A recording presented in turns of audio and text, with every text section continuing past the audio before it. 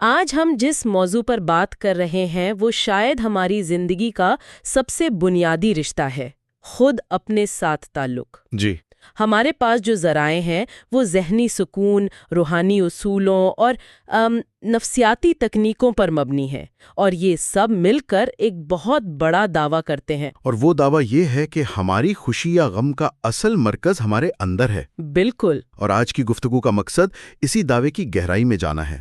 ہم یہ سمجھنے کی کوشش کریں گے کہ ہماری اندرونی دنیا ہماری بیرونی حقیقت کو کیسے بناتی ہے، اور کیا واقعی ہم اپنے جذبات کے خالق ہیں یا صرف حالات کا شکار؟ یہ ایک بہت بنیادی سوال ہے۔ جی، اور اس کا جواب ہماری زندگی کا پورا تجربہ بدل سکتا ہے۔ چلیں پھر سب سے بنیادی خیال سے شروع کرتے ہیں جو ان ذرائع میں بار بار دہرایا گیا ہے۔ وہ کہتے ہیں کہ ہم میں سے زیادہ تر لوگ ایک غلط مساوات، ایک رانگ ایکویشن کے ساتھ جی رہے ہیں۔ صحیح۔ ہم یہ مانتے ہیں کہ باہر کی دنیا ہمارے اندر کے خیالات اور جذبات پیدا کرتی ہے، جیسے ہم فوراً کہہ دیتے ہیں تم نے مجھے غصہ دلا دیا۔ اور یہی جذباتی انحصاری کی جڑ ہے، ایموشنل ڈپینڈنسی۔ اس ایک جملے میں ہم نے اپنی طاقت اٹھا کر دوسرے شخص کو دے دی۔ اچھا۔ ایک ذریعے میں اسے سمجھانے کے لیے ایک بہت اچھی مثال دی گئی ہے۔ فرض کریں کہ جس شخص نے آپ کو تکلیف پہنچائی وہ آپ کے بائیں ہاتھ پر ہے، ٹھیک ہے۔ اور آپ خود اپنے دائیں ہاتھ پر ہیں۔ اب اس شخص نے جو کہا یا کیا وہ اس کے ہاتھ میں تھا۔ ٹھیک جی، وہ تو اس نے کر دیا۔ لیکن کیا وہ شخص آپ کے دماغ میں گھس کر آپ کے لیے تکلیف کا احساس پیدا کر سکتا ہے؟ وہ تکلیف، وہ غصہ، وہ دکھ، وہ کہاں پیدا ہو رہا ہے؟ وہ تو ہمارے اندر ہی پیدا ہو رہا ہے۔ بالکل۔ اور یہاں بات مزید گہری ہو جاتی ہے۔ ذرائع کہتے ہیں کہ دوسرا شخص تو شاید ایک جملہ بول کر چلا جاتا ہے، ہاں، لیکن ہم اپنے ذہن میں اس ایک جملے پر 100 مزید جملے بناتے ہیں۔ ایک پوری فلم چلتی ہے۔ وہ ایک جملہ تو صرف ایک ٹریگر تھا، اصل نقصان تو اس اندرونی تبصرے، اس رننگ کامنٹری سے ہوتا ہے۔ جی، جو ہم خود اپنے ذہن میں چلاتے ہیں۔ تو سوال یہ ہے کہ ان 100 جملوں کا خالق کون ہے؟ ہم خود ہیں، اور یہ سمجھنا یہ ایک بہت بڑی تبدیلی لاتا ہے۔ کیسے؟ دیکھیں، جب تک ہم کہتے ہیں میں تمہاری وجہ سے غصے میں ہوں، تو اس کا مطلب ہے کہ ہماری خوشی کا ریموٹ کنٹرول دوسرے کے پاس ہے۔ صحیح۔ جب وہ اپنا رویہ بدلے گا تب ہم ٹھیک ہوں گے۔ بالکل۔ لیکن جس لمحے ہم یہ تسلیم کرتے ہیں کہ غصہ میرے اندر پیدا ہوا ہے، تو اس کو بدلنے کی طاقت بھی ہمارے پاس آ جاتی ہے۔ تو ہم شکار یعنی وکٹم سے اپنی زندگی کے مالک یعنی کریٹر بن جاتے ہیں۔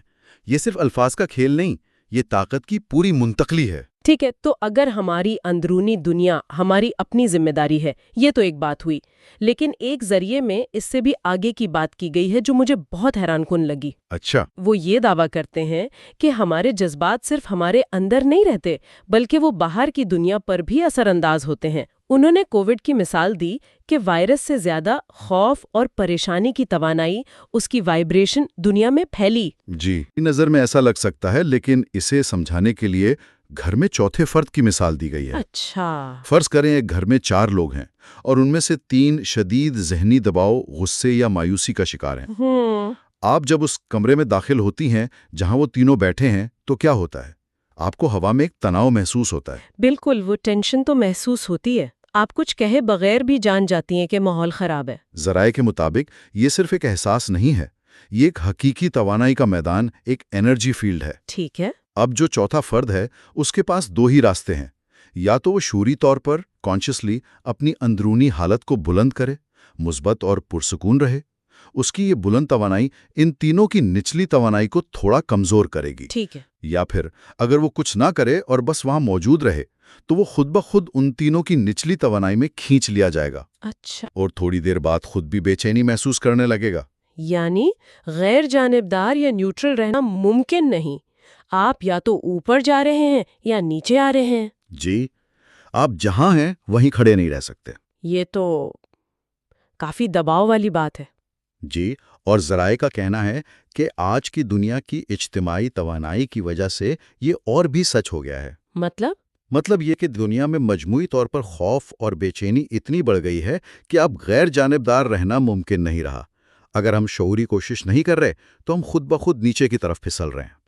تو اپنے ذہنی سکون پر کام کرنا اب صرف ایک ذاتی خواہش نہیں بلکہ ایک ضرورت بن گیا ہے۔ بالکل، ایک طرح کی ضرورت ہے۔ اس میں ایک بہت گہری بات بھی چھپی ہے۔ ایک ذریعے میں لکھا ہے کہ جب ہم خود کو ٹھیک کرتے ہیں تو ہم انجانے میں دنیا کے کسی دوسرے کونے میں بیٹھے کسی شخص کو بھی ٹھیک کر رہے ہوتے ہیں۔ ہاں، جب ہم اپنی توانائی بلند کرتے ہیں تو یہ اجتماعی شعور میں ایک مثبت لہر بھیجتی ہے، اور کوئی اور جسے ہم جانتے بھی نہیں اس سے فائدہ اٹھا سکتا ہے۔ اور اس کا الٹ بھی اتنا ہی سچ ہے کہ جب ہم اپنی دیکھ بھال نہیں کرتے تو ہم انجانے میں دوسروں کی توانائی کو بھی کم کر رہے ہوتے ہیں۔ تو یہ صرف ذاتی معاملہ نہیں، یہ ایک اجتماعی ذمہ داری بھی بن جاتی ہے۔ تو اگر یہ اتنا اہم ہے تو عملی طور پر یہ کیسے کیا جائے؟ سیلف لو یا اپنی ذات سے محبت کا لفظ سوشل میڈیا پر بہت استعمال ہوتا ہے، بہت زیادہ۔ جہاں اس کا مطلب اکثر مہنگے سکن کیئر پروڈکٹس یا چھٹیوں پر جانا سمجھا جاتا ہے، لیکن ان ذرائع کے مطابق یہ اس سے کہیں زیادہ گہری اور سچ کہوں تو زیادہ مشکل چیز ہے۔ یہ ایک نظم و ضبط، ایک ڈسپلن ہے۔ بالکل، یہ کوئی منزل نہیں بلکہ روزانہ کا ایک عمل ہے۔ ذرائع اس پر متفق ہیں اور کچھ ٹھوس اقدامات بتاتے ہیں۔ جیسے کہ پہلا اور شاید سب سے مشکل قدم ہے خود کو معاف کرنا۔ ہم دوسروں کو تو شاید معاف کر بھی دیں، لیکن اپنی غلطیوں کو سالوں تک اپنے ذہن میں دہراتے رہتے ہیں۔ خود کو معاف کرنے کا مطلب یہ تسلیم کرنا ہے کہ ہم انسان ہیں اور غلطیاں سیکھنے کے عمل کا حصہ ہیں۔ یہ اس ذہنی جیل سے خود کو رہا کرنے جیسا ہے۔ دوسرا اہم نقطہ ہے حدود کا تعین، یعنی سیٹنگ باؤنڈریز۔ مجھے لگتا ہے کہ بہت سے لوگ حدود قائم کرنے کو خود غرضی سمجھتے ہیں۔ جی بالکل، کہ ہم کسی کو نہ کہہ کر برا کر رہے ہیں۔ اور ذرائع اسی غلط فہمی کو دور کرتے ہیں۔ وہ کہتے ہیں کہ حدود خود غرضی نہیں بلکہ خود کی عزت کا اظہار ہیں۔ باؤنڈریز دوسروں کو سکھاتی ہیں کہ ہمارے ساتھ کیسا سلوک کرنا ہے۔ صحیح۔ وہ ہماری توانائی کی حفاظت کرتی ہیں۔ اور یہاں ایک بہت دلچسپ بات کہی گئی ہے۔ وہ کیا؟ کہ جب ہم حدود قائم کرتے ہوئے قصوروار یا گلٹی محسوس کرتے ہیں تو یہ اس بات کی علامت نہیں کہ ہم کچھ غلط کر رہے ہیں۔ تو پھر کس بات کی علامت ہے؟ یہ اس بات کی علامت ہے کہ ہم لوگوں کو خوش کرنے یعنی پیپل پلیزنگ کی پرانی عادت توڑ رہے ہیں۔ یہ گناہ کا احساس دراصل عادت بدلنے کا withdrawal سمپٹم ہے۔ واہ، یہ تو سوچ بدل دینے والی بات ہے۔ Guilt as a withdrawal symptom. اچھا، تیسرا نقطہ کیا ہے؟ تیسری بات ہے خود سے کیے گئے وعدے نبھانا۔ یہ بظاہر چھوٹی بات لگتی ہے۔ لگتی چھوٹی ہے لیکن اس کا اثر بہت گہرا ہے۔ جب ہم خود سے وعدہ کرتے ہیں کہ صبح جلدی اٹھیں گے یا کوئی کام آج ہی مکمل کریں گے اور پھر اسے پورا کرتے ہیں تو ہم لاشعوری طور پر خود پر اعتماد بناتے ہیں۔ صحیح۔ ہر پورا کیا گیا وعدہ خود اعتمادی کے بینک اکاؤنٹ میں ایک ڈپازٹ کی طرح ہے، اور ہر توڑا گیا وعدہ ایک وڈرال ہے۔ روزانہ صبح کا الارم بند کرنے کی جنگ تو یہی ہے۔ بالکل۔ اور آخر میں اپنے ساتھ وقت گزارنا بغیر کسی خلفشار کے، فون کے بغیر، شور کے بغیر، مجھے لگتا ہے آج کل یہ سب سے مشکل کام ہے۔ بہت مشکل ہے۔ کیا اس لیے کہ ہم ڈرتے ہیں کہ تنہائی میں ہمیں کیا سننے کو ملے گا؟ شاید یہی وجہ ہے۔ ہم شور میں اتنے عادی ہو گئے ہیں کہ خاموشی بے چین کر دیتی ہے، لیکن ذرائع کہتے ہیں کہ اسی خاموشی میں ہمیں اپنی اصل آواز سنائی دیتی ہے۔ اچھا۔ تبھی ہم جان پاتے ہیں کہ ہم واقعی کیا چاہتے ہیں، نہ کہ وہ جو دنیا، معاشرہ یا خاندان ہم سے چاہتا ہے۔ یہ خود شناسی کا ایک لازمی حصہ ہے۔ ٹھیک ہے، یہ تو بڑے اصول ہو گئے، لیکن اس وقت کیا کریں جب ذہن میں منفی سوچوں کا طوفان آیا ہو؟ ان گہری عادتوں کو بدلنے کے لیے ذرائع میں کچھ عملی طریقے، کچھ مینٹل ٹولز بھی بتائے گئے ہیں؟ جی، اور وہ بہت طاقتور ہیں۔ ایک تکنیک معافی کے خیال کو بدلنے کے بارے میں ہے۔ ہم اکثر سوچتے ہیں میں انہیں کبھی معاف نہیں کر سکتا۔ ہاں، یہ ایک بہت بھاری اور زہریلی سوچ ہے جسے ہم اپنے اندر اٹھائے پھرتے ہیں۔ ایک ذریعے میں تجویز دی گئی ہے کہ اس سوچ کو اس سے بدلیں کہ میں انہیں معاف کرتا ہوں، میں خود کو آزاد کرتا ہوں۔ لیکن ایمانداری سے کہوں تو کسی ایسے شخص کے لیے دعا کرنا جس نے گہرا زخم دیا ہو، یہ تقریباً ناممکن لگتا ہے۔ بالکل۔ بہت سے لوگوں کو لگے گا کہ ایسا کر کے ہم یہ کہہ رہے ہیں کہ جو ہوا وہ ٹھیک تھا۔ کیا ذرائع اس مزاحمت پر کوئی بات کرتے ہیں؟ یہ بہت اہم سوال ہے۔ ذرائع واضح کرتے ہیں کہ معافی کا مطلب یہ نہیں کہ آپ ان کے عمل کو درست کہہ رہے ہیں۔ اچھا۔ اس کا مطلب یہ بھی نہیں کہ آپ انہیں اپنی زندگی میں واپس آنے دیں۔ معافی کا تعلق ان سے ہے ہی نہیں، اس کا تعلق آپ سے ہے۔ مطلب؟ یہ اس گرم کوئلے کو پھینکنے جیسا ہے جسے آپ نے ہاتھ میں پکڑا ہوا ہے اور جو صرف آپ ہی کو جلا رہا ہے۔ دوسروں کو دعا دینے کا عمل سب سے پہلے خود ہمیں شفا دیتا ہے، کیونکہ یہ ہمارے اندر کی نفرت اور غصے کو ختم کرتا ہے۔ یہ ایک بہت مختلف زاویہ ہے۔ ایک اور تکنیک لیبل سے گریز کرنے کے بارے میں بتائی گئی ہے۔ جیسے ہم کہہ دیتے ہیں میں تو ہوں ہی سست، یا میں بہت غصے والی ہوں۔ بالکل، ذرائع کے مطابق یہ بہت خطرناک ہے۔ جب ہم خود کو لیبل کرتے ہیں تو ہم ایک عارضی رویے کو اپنی مستقل شناخت، اپنی آئیڈینٹی بنا لیتے ہیں۔ اور جو چیز ہماری شناخت بن جائے اسے بدلنا بہت مشکل ہو جاتا ہے۔ جی، یہ کہنے میں بہت فرق ہے کہ آج میں سستی محسوس کر رہی ہوں، اور یہ کہنے میں کہ میں سست ہوں۔ پہلا ایک عارضی احساس ہے جسے بدلا جا سکتا ہے، جبکہ دوسرا ایک فیصلہ ہے جو ہم نے اپنے بارے میں سنا دیا ہے۔ اور شاید سب سے اہم تکنیک اندرونی نقاد کو خاموش کرنا ہے۔ وہ آواز جو ہر وقت کہتی رہتی ہے تم یہ نہیں کر سکتے یا تم کافی اچھے نہیں ہو۔ یہ آواز بہت حقیقی محسوس ہوتی ہے۔ جی، لیکن ذرائع کہتے ہیں کہ وہ حقیقت نہیں بلکہ ہمارے خوف کی عکاسی ہے۔ تو اسے خاموش کیسے کریں؟ اس سے لڑنا نہیں بلکہ اس پر سوال اٹھانا ہے۔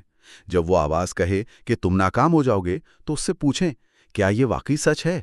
اس کا کیا ثبوت ہے؟ اس کی منطق کو چیلنج کریں۔ اچھا، آہستہ آہستہ آپ اس نقاد کو ایک ہمدرد اندرونی کوچ سے بدل سکتے ہیں جو کہتا ہے تم کوشش کر رہے ہو، تم سیکھ رہے ہو اور یہ کافی ہے۔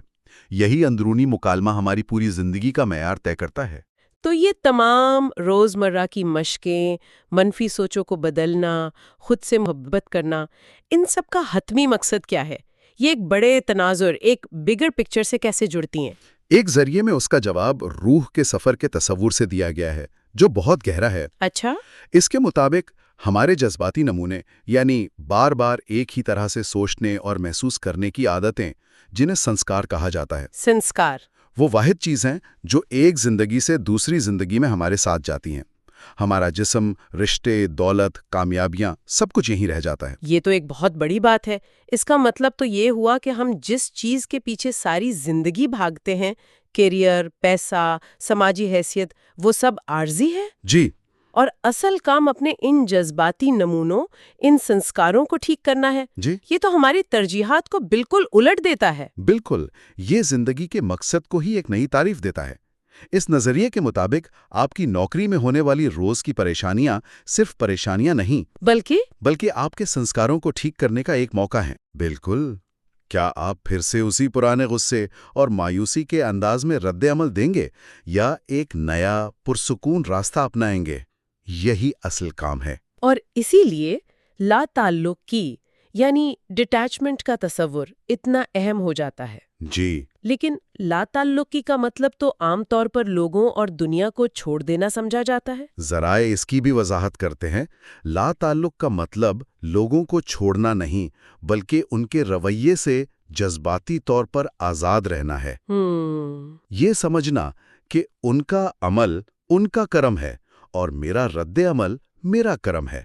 میں ان کے کرم کی وجہ سے اپنا کرم خراب نہیں کر سکتا۔ یہ اپنے طویل مدتی روحانی سفر کی حفاظت کرنا ہے، اور اپنے سنسکاروں کی۔ بالکل۔ تو آج کی ساری گفتگو کا خلاصہ یہ ہے کہ ہمیں بیرونی حالات کا شکار بننے کے بجائے اپنی اندرونی دنیا کا مالک بننا ہے۔ جی، یہ زندگی گزارنے کی بنیادی مساوات کو بدلنے کے بارے میں ہے، اس سوچ سے کہ دنیا میرے خیالات بناتی ہے، اس سمجھ کی طرف کہ میرے خیالات میری دنیا بناتے ہیں۔ بالکل۔